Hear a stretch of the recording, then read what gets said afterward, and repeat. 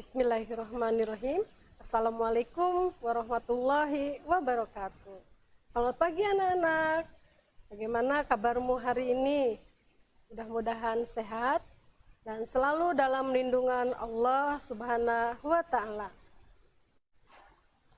Kembali lagi pada program pembelajaran jarak jauh. Kalian tetap semangat ya, walaupun belajar dari rumah. Kali ini kalian akan ditemani oleh Ibu. Perkenalkan, nama Ibu Cici Widyaningsih dari SD Negeri Keramat 3. Pada masa pandemi ini, tak bosan Ibu mengajak kalian untuk melaksanakan adaptasi kebiasaan baru dengan mematuhi protokol kesehatan 5M. Apa itu adaptasi kebiasaan baru 5M? Yang pertama, memakai masker. Pastikan letak masker tepat dan menutup hidung.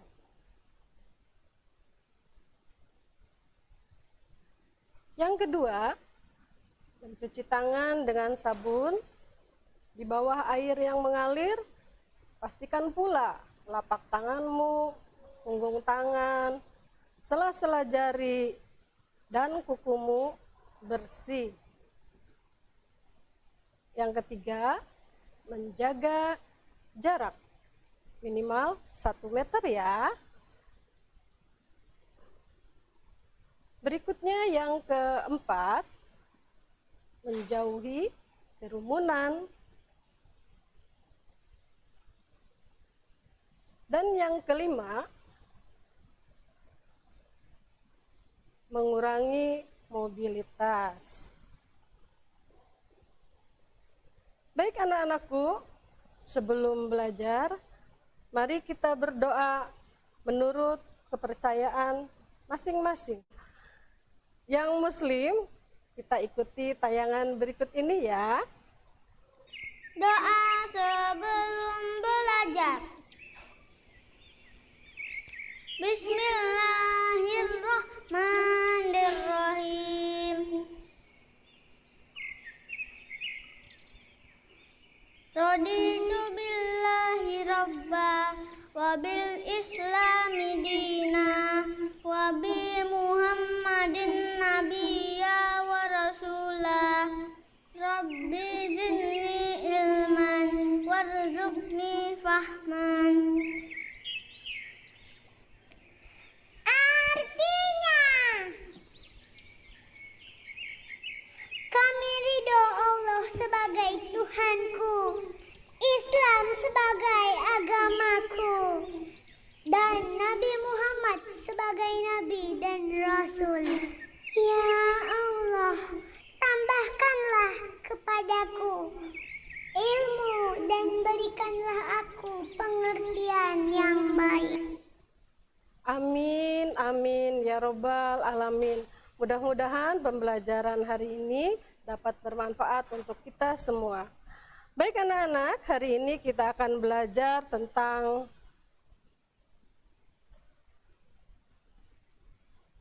tema 2, udara bersih bagi kesehatan. Subtema 1, cara tubuh mengolah udara bersih. Pada pembelajaran ketiga. Adapun tujuan pembelajaran yang akan kita capai setelah pembelajaran ini yaitu yang ke-1, dengan membaca teks, siswa mampu menjelaskan informasi dalam bentuk peta pikiran terkait dengan kata tanya apa, siapa, kapan, di mana, dan mengapa. Sedangkan yang kedua, dengan membaca informasi, siswa mampu mengidentifikasi jenis-jenis usaha ekonomi masyarakat Indonesia. Anak-anakku, sebagai yang kalian ketahui, bahwa semua makhluk hidup memerlukan oksigen untuk bernapas. Oksigen tersedia banyak dan melimpah apabila lingkungan kita bersih dan banyak terdapat pohon-pohon. Berkaitan dengan materi hari ini, Ibu akan sajikan sebuah teks yang berjudul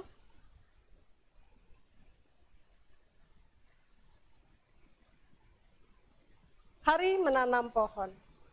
Mari kita baca bersama-sama ya. Indonesia dikatakan sebagai paru-paru dunia. Sebutan ini disematkan karena di Indonesia terdapat hutan yang sangat luas. Daun-daun di hutan mengeluarkan oksigen berlimpah. Oksigen merupakan unsur penting bagi kehidupan. Namun sayangnya, hutan kita semakin berkurang akibat kebakaran atau penebangan pohon di hutan secara liar. Oleh karena itu, pemerintah bersama rakyat berusaha mengurangi kerusakan hutan. Salah satu upaya yang dilakukan yaitu menanam pohon di lingkungan.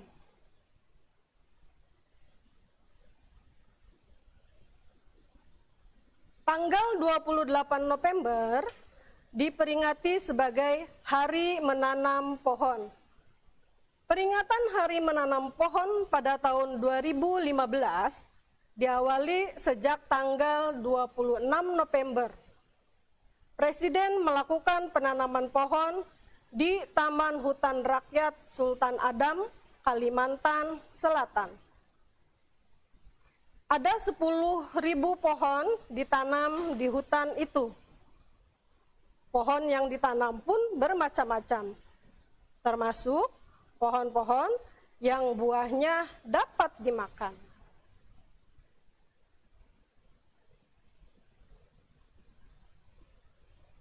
Kita dapat berperan serta untuk mengembalikan paru-paru dunia. Menanam pohon tidak hanya dapat dilakukan di hutan, kita dapat menanam pohon di lingkungan sekitar kita. Semakin banyak pohon di lingkungan kita, semakin banyak pasokan oksigen bagi kehidupan.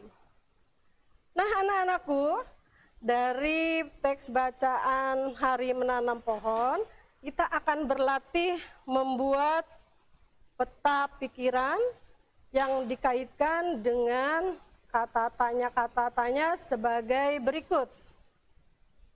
Yang pertama, kapan? Kemudian, di mana? Selanjutnya, apa? Mengapa? Siapa? Kalian boleh menambahkan kolom untuk peta pikiran asal sesuai dengan isi dari teks bacaan yang telah kalian baca tadi. Di sini Ibu akan menambahkan satu lagi dikaitkan dengan kata tanya apa. Selanjutnya kita membuat kalimat pertanyaan yang nanti jawabannya akan kita tuliskan pada peta pikiran berikut. Contoh kalimat tanya dari kata tanya apa? Dari kata tanya yang pertama dulu ya Naya, kapan? Kapan Hari Menanam Pohon diperingati? Nah, lalu kita jawabannya tuliskan di peta pikiran. Hari Menanam Pohon diperingati setiap tanggal 28 November. Selanjutnya, kata tanya di mana? Kira-kira kalimat tanyanya apa ya? Ya, di mana menanam pohon dilaksanakan? Di Taman Hutan Rakyat Sultan Adam, Kalimantan Selatan. Berikutnya kata tanya apa? Yuk berlatih membuat kalimat tanyanya. Kira-kira apa? Pohon apa yang ditanam? Bisa kan ya kita jawab? Pohon yang ditanam bermacam-macam, termasuk pohon yang menghasilkan buah. Kalimat tanya untuk mengapa? Mengapa kita harus menanam pohon? Agar kelestarian lingkungan terjaga dan ketersediaan oksigen berlimpah. Kalimat tanya berikutnya, siapa yang menanam pohon? Tentunya pemerintah bersama seluruh masyarakat. Yang terakhir, apa manfaat menanam pohon? Menanam pohon untuk mengurangi kerusakan hutan dan mengembalikan paru-paru dunia. Kalian dapat berlatih membuat peta pikiran di rumah, didampingi oleh ayah atau bunda. Apabila ada yang tidak dipahami, kalian boleh tanya kepada guru kalian masing-masing. Anak-anakku, dari menanam pohon, batang pohonnya dapat digunakan atau dapat dimanfaatkan oleh manusia untuk memenuhi kebutuhan hidupnya. Misalnya saja, batangnya bisa digunakan untuk bahan-bahan bangunan, membuat rumah, atau bisa juga digunakan untuk membuat alat-alat mebeler seperti kursi, meja, lemari, dan yang lainnya. Bahkan bisa juga dipergunakan untuk membuat alat-alat produksi atau bahan-bahan produksi dan kerajinan. Pada pembelajaran sebelumnya pun, kalian sudah belajar tentang kondisi geografis Indonesia. Ada daratan, ada juga lautan. Perbedaan kondisi geografis Indonesia menyebabkan perbedaan pula jenis usaha dan jenis ekonomi masyarakat Indonesia. Siapa yang masih ingat apa yang dimaksud dengan kegiatan ekonomi? Ya, tepat sekali. Kegiatan ekonomi adalah kegiatan yang dilakukan manusia untuk memenuhi kebutuhan hidupnya. Lalu, apa sajakah yang termasuk jenis kegiatan ekonomi atau jenis usaha ekonomi masyarakat Indonesia? Kita simak berikut ini.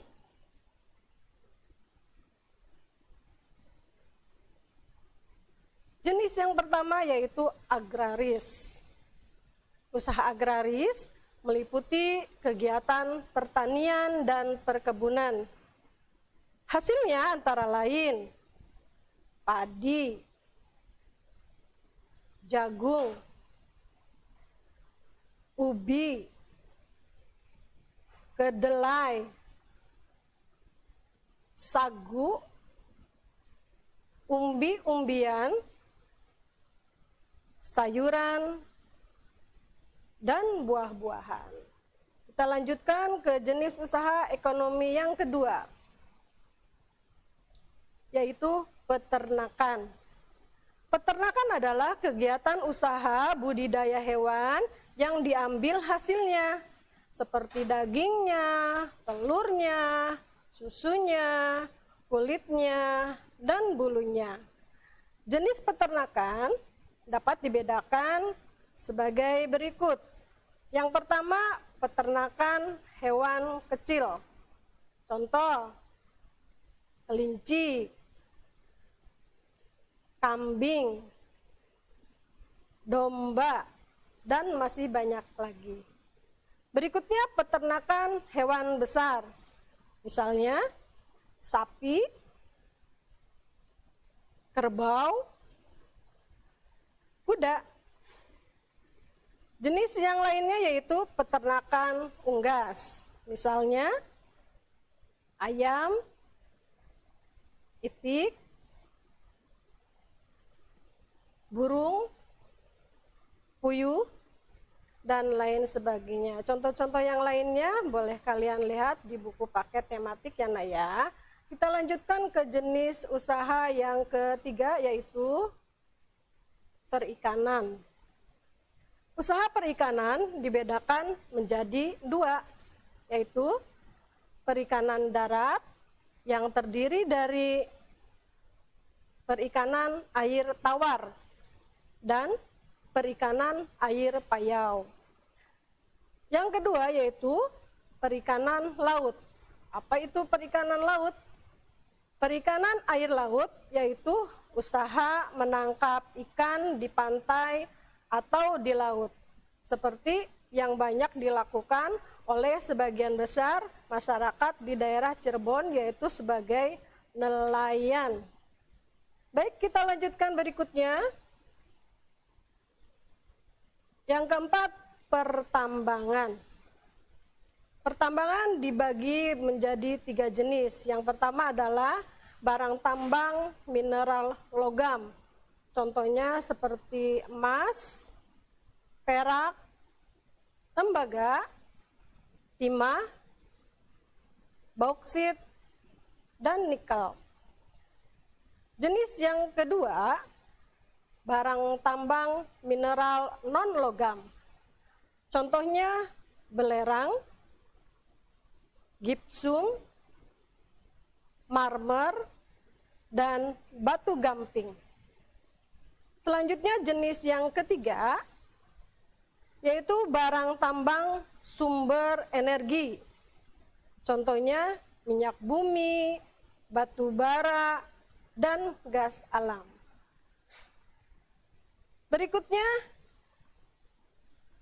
jenis yang kelima yaitu kehutanan. Hasil hutan Indonesia antara lain kayu jati. Nah, anak-anak, kayu jati ini bukan sekedar batang pohonnya yang dimanfaatkan oleh manusia. Daunnya pun oleh sebagian besar masyarakat Cirebon digunakan sebagai pembungkus nasi khas Cirebon, yaitu sega jamblang. Bahkan anak-anak di daerah Cirebon Timur, daun jati ini dipakai sebagai pembungkus nasi lengko. Wah, hebat ya anak-anak.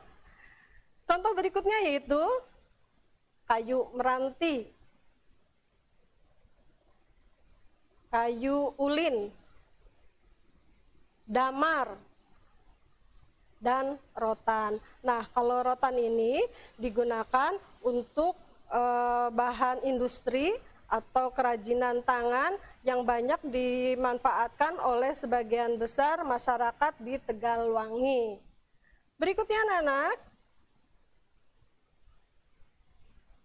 yaitu perdagangan.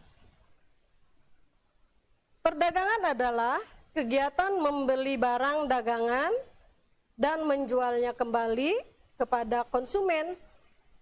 Kegiatan perdagangan tidak hanya mencakup satu daerah atau satu negara saja, akan tetapi dapat dilakukan antar negara. Misalnya kegiatan ekspor, yaitu menjual atau mengirim barang dari dalam negeri ke luar negeri. Dan yang berikutnya adalah impor, mendatangkan atau membeli barang dari luar negeri ke dalam negeri. Dan yang selanjutnya yaitu jenis perindustrian. Perindustrian adalah kegiatan mengubah bahan mentah menjadi barang setengah jadi atau barang jadi. Usaha industri dapat dikelompokkan menjadi industri rumah atau home industry, industri sedang, dan industri besar. Contoh industri di Indonesia adalah industri makanan dan minuman, kosmetik, obat-obatan, garmen, elektronik, dan masih banyak lagi. Nah, anak-anakku, dari materi yang telah disampaikan tadi, kita dapat ambil kesimpulan sebagai berikut.